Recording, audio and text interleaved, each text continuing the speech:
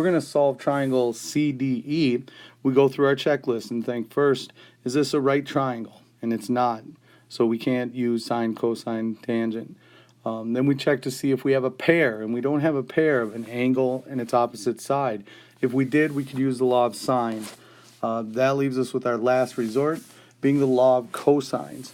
So for the law of cosines, I'm going to use that on side D, and we'll find side D first. So law of cosines is going to say D squared is equal to C squared plus E squared, that 82, and the other two sides squared. Subtract 2 times the product of those two, 182, times the cosine of our 125 degrees. Obviously, with a big expression like this, we're going to head over to the calculator and calculate that. Now, when you do that, you end up with a value of 26,130.653. A really big number, a lot bigger than the other two sides. It's real important to remember that this is D squared. In order to find out what D is, we have to take the square root of both sides. Doing that, we'll see that D is 161.649, a number that's a lot more reasonable. And now that we do have side D along with angle D, we have a pair.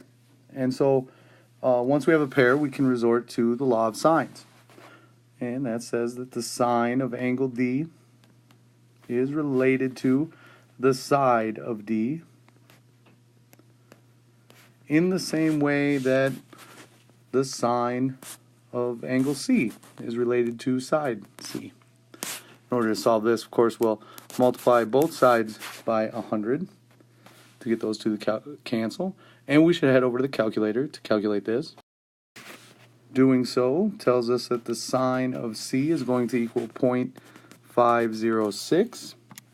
And of course, to get rid of the sine, we'll do sine inverse on both sides. So sine inverse of sine and sine inverse of 0.506.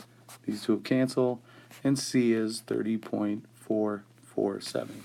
So C, 30.447 degrees. We're almost done. The last thing to do is find out what angle E is. And of course, to get E, we will start with the 180 degrees, subtract off the 125, and angle C, that 30.447. So the triangle gets completed when we see that angle E is 24.552 degrees.